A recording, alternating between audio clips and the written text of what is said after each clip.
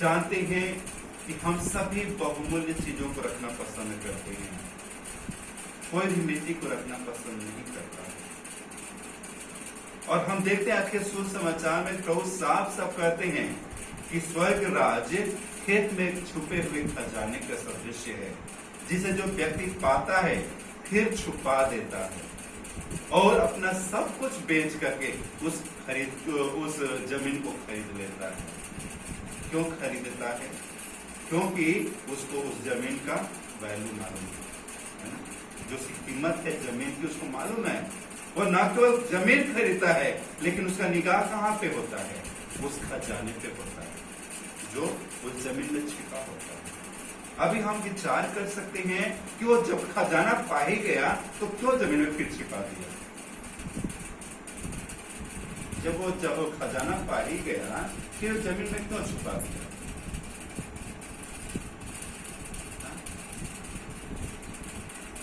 हो सकता है उसके पास अपना खेत ना हो, दूसरों के खेत में हो सकता काम कर रहा, मजदूरी कर रहा होगा, उसको दिखा होगा खजाना और उसको छुपा दिया होगा और सब कुछ अपना बेच करके उसको बेच दिया होगा।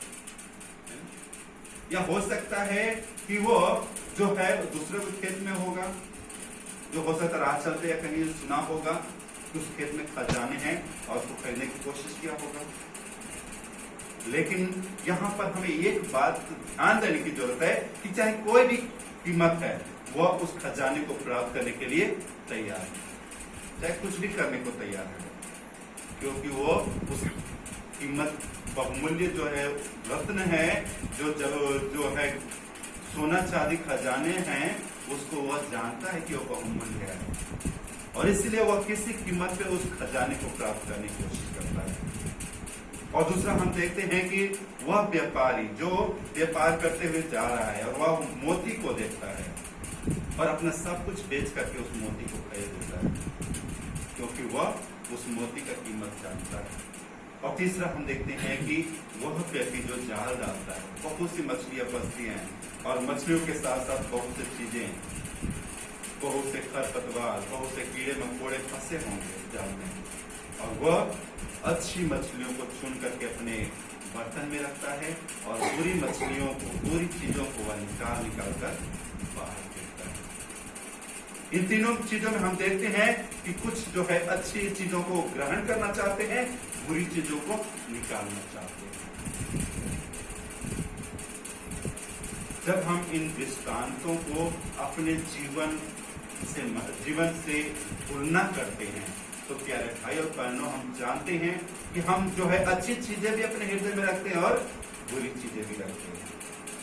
हम अपने जीवन में अच्छी चीजों को भी रखते हैं, बुरी चीजों को भी रखते हैं। कभी कभी हमें झूठ बोलना भी पसंद है, कभी कभी हमें सत्य बोलना भी पसंद है ना। कभी कभी हमें अन्य बातें पसंद है और प्रभु की बातें भी पसंद है। तो कैसे होगा? कैसे होगा? क्या हम स्वर्ग राज्य की प्राप्ति करेंगे? जब हम स्वर्ग राज्य का जो कीमत है, जब हम उसको जान लेंगे, जब हम उसकी कीमत को पहचान लेंगे, तो प्यारे भाइयों बहनों, चाहे कुछ भी हो जाए, हम उसको प्राप्त करने की कोशिश करेंगे,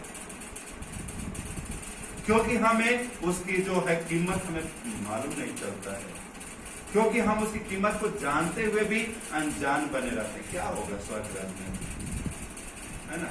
हमारा जो है सोच विचार नहीं होता, क्या करेंगे स्वर्ग राज्य में जाकर? यहीं पे है जो है सब कुछ है, मस्ती करो, मौज करो, पाप में जीवन जियो, चोरी करो, बदमाशी करो, यही पे करना है। वहां पे कौन जाकर क्या करेंगे, है ना? और इसीलिए हम देखते हैं कि लोग जो है स्वर्ग राज्य की ओर बहुत कम उन्मुख होते हैं।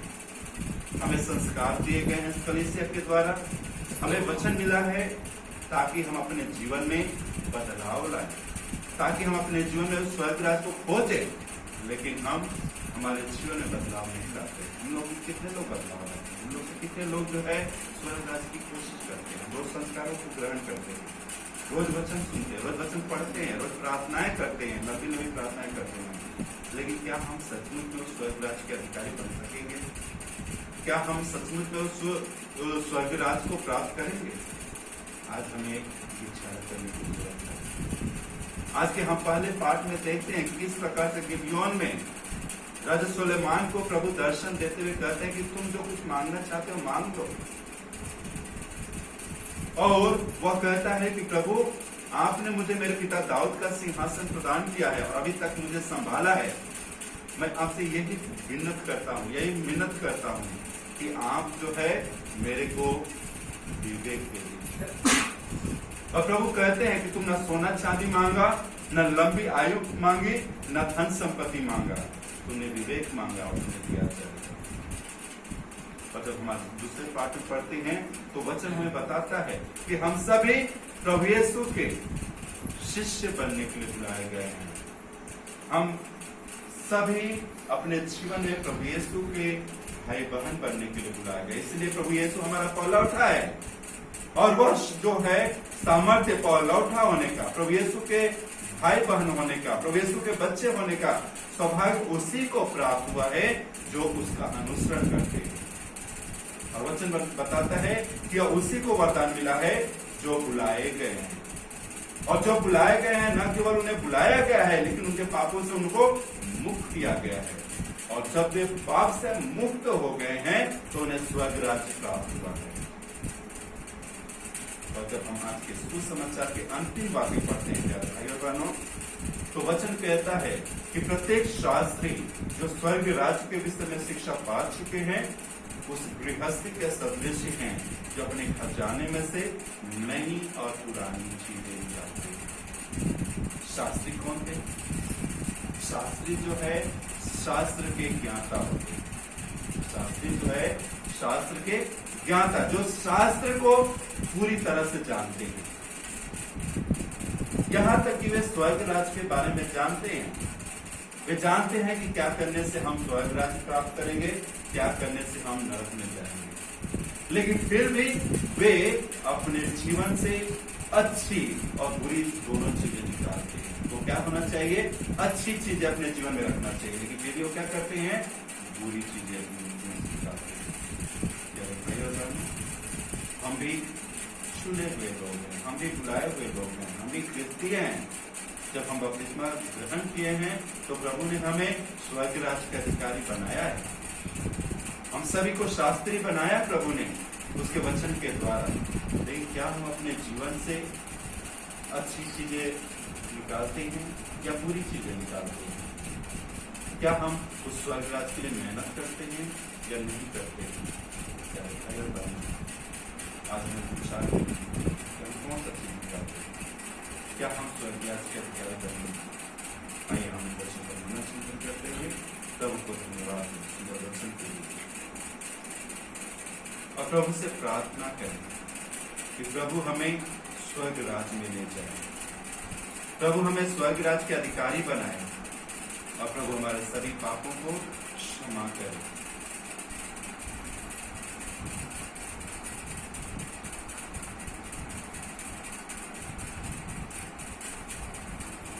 यह हम प्रार्थना करते हमारे प्रभु के द्वारा। आइए हम अपना विश्वास प्रकट करें। हम स्वर्ग और पृथ्वी के सृष्टिकर्ता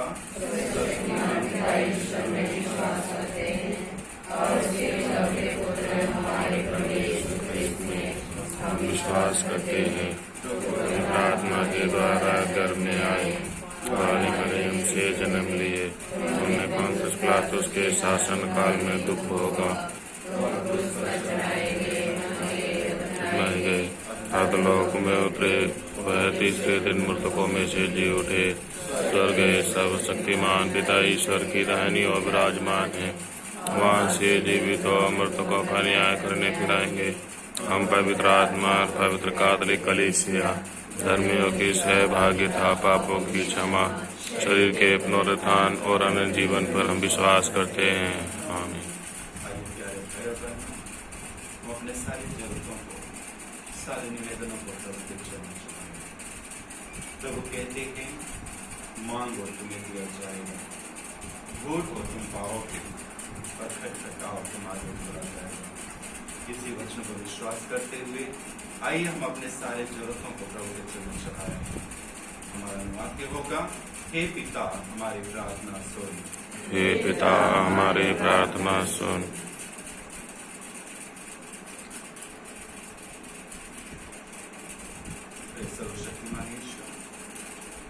हम प्रार्थना करते संत पिता फ्रांसिस के लिए, उनके अच्छे स्वास्थ्य के लिए, उनकी हर एक जरूरतों के लिए। सर्वशक्तिमान ईश्वर, हम धन्यवाद देते हैं उनके जीवन के लिए, क्योंकि आपने उन्हें जीवन दिया है, आपने उन्हें कलीसिया का शीर्ष चुना है। हे सर्वशक्तिमान ईश्वर, आप उन्हें शक्ति और सामर्थ्य दीजिए, आप उन्हें बल दीजिए, ताकि वे कलीसिया का देखभाल अच्छी तरह से कर सकें। उनके जीवन के द्वारा प्रभु बहुत सी आत्माएं बच जाए, इसके लिए हम प्रार्थना करते हैं। हे पिता, हमारी प्रार्थना सुन।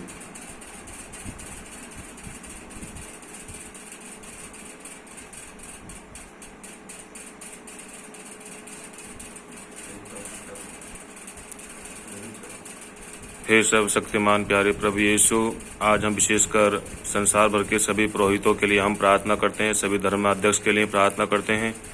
हे प्रभु, आपने इन्हें अपनी निजी प्रजा के लिए गणरीय के रूप में आपने चुना है। हे प्रभु यीशु, आप इन्हें विशेष आशीष प्रदान कर, इन अच्छा स्वास्थ्य, लंबी आयु प्रदान कर, ताकि प्रभु इनके जीवन के द्वारा, इनके कार्यों के द्वारा, इनके निर्णयों के द्वारा प्रभु आपकी महिमा प्रकट हो सके। हम विशेषकर प्रार्थना करते हैं हमारे पल्ली पुरोहित के लिए और हमारे धर्माध्यक्ष के लिए जो बलिधर्म प्रांत में है, करेली पल्ली में है।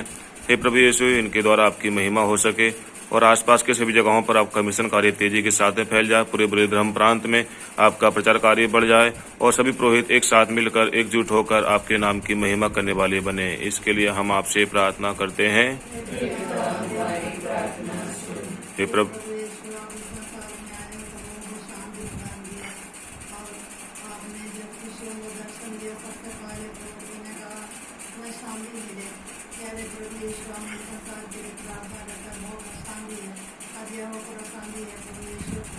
देश में राज्य में शादी है प्रभु यीशु, सारे राज्य के नेताओं और सबके दुकान करता कि वे शांति से राज्य की सेवा कर सके और एक दूसरे राज्य के साथ मिलाप करे।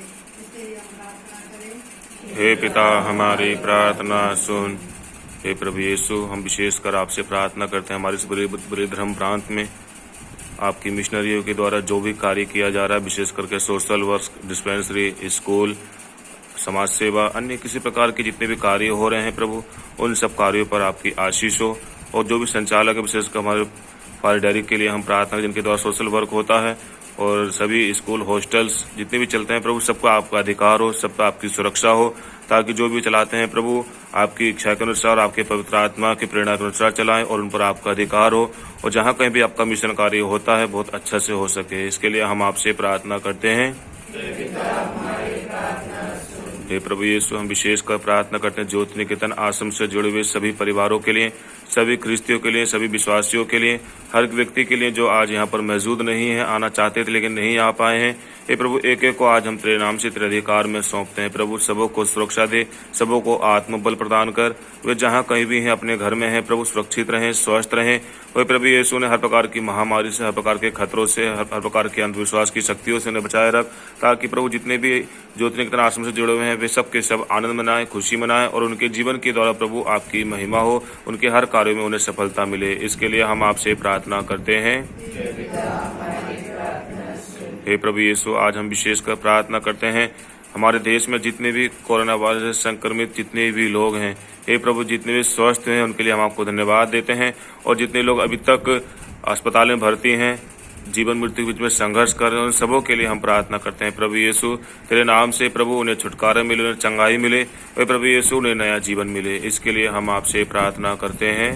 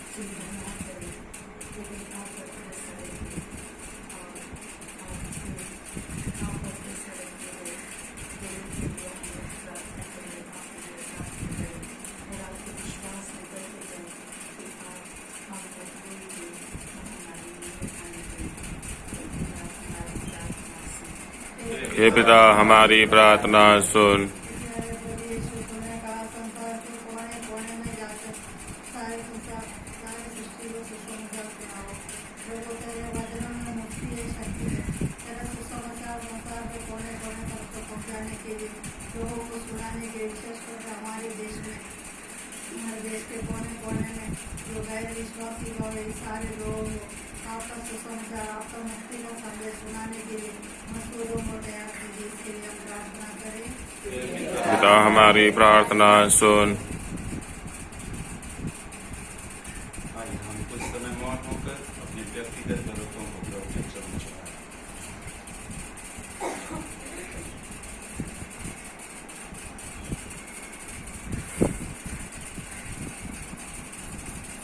ये सर्वशक्तिमान ईश्वर, हम आपको धन्यवाद देते हैं, आपकी स्तुति करते, आराधना करते आज के सुंदर दिन के लिए, सभी आशीषों के लिए, कृपाओं के वरदानों के लिए जो आपने हम सभी को दिया है।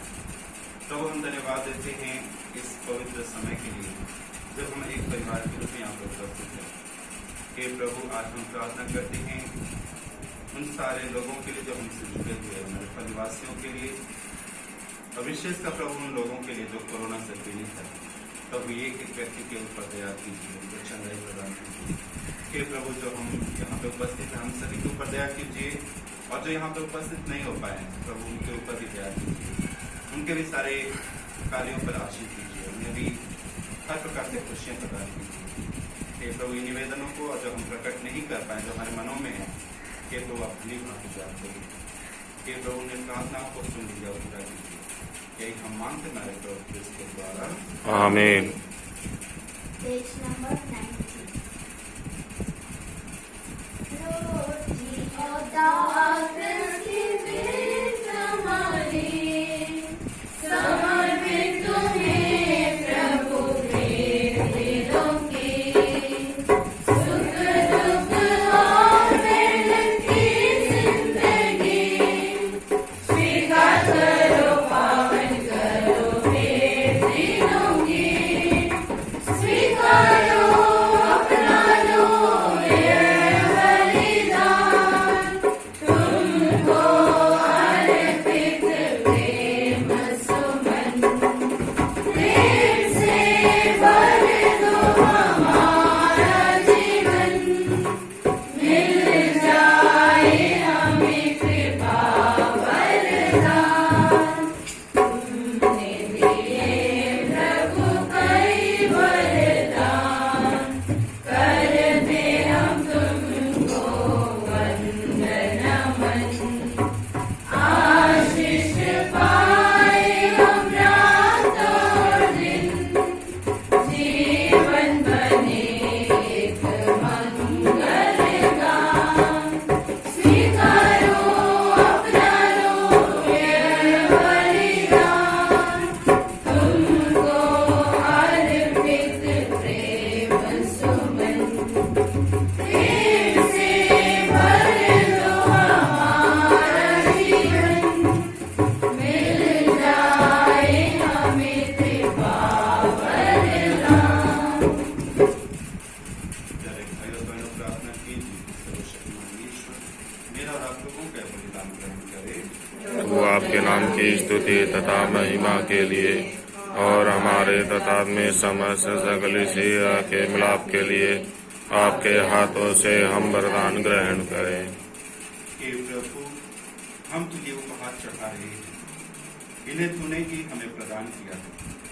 तेरी कृपा से यह प्रभाव हमें पावन बलिदान के रूप में इस जीवन में निरंतर पवित्र करे और अनंत सुख में पहुंचाए।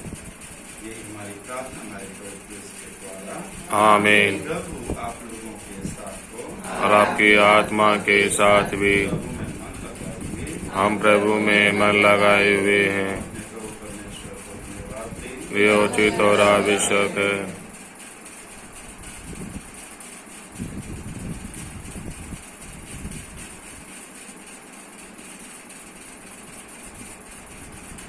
हे पूज्य पिता, यह परम उचित है हमारा कर्तव्य तथा कल्याण कि हम सदा और सर्वत्र अपने प्रभु क्रिस्त के द्वारा तुझे धन्यवाद दें। इन्होंने मानव जन्म लेकर पापी मनुष्य का नवनिर्माण किया, अपने दुख भोग से हमारे पाप मिटा दिए और अपने पुनरुत्थान से हमें अनंत जीवन में प्रवेश करने की बात दी है और अपने स्वर्गारोहण से हमारे लिए स्वर्ग का द्वार खोल दिया।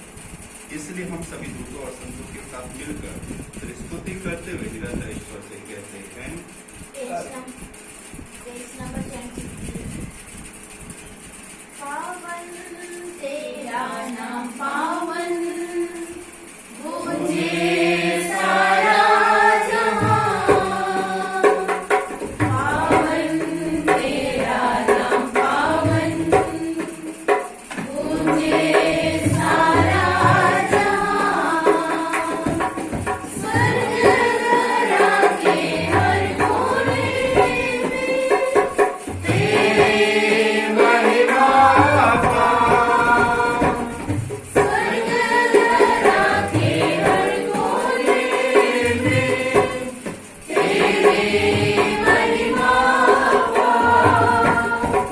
जय जयकार हो प्रभु का, पूजित है सर्वोच्च गगन।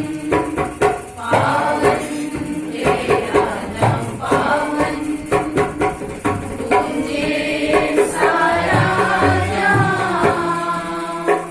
पावन तेरा नाम पावन, गूंजे सारा जहां। जो आते हैं प्रभु सुनाम, धन्य बन बरसाते हैं। जो आते हैं प्रभु सुनाम, धन्य बन बरसाते हैं। महिमा गान हो प्रभु का, पूजित है सर्वोच्च गगन। पावन तेरा नाम पावन, गूंजे सारा जहां। पावन तेरा नाम पावन, गूंजे सारा जहां।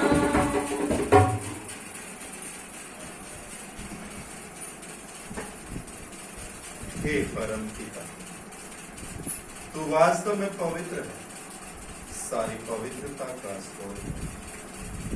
हम तुझसे निवेदन करते हैं कि तू यह उपहार अपनी आत्मा के संस्पर्श से पवित्र कर दे। यह हमारे प्रभु यीशु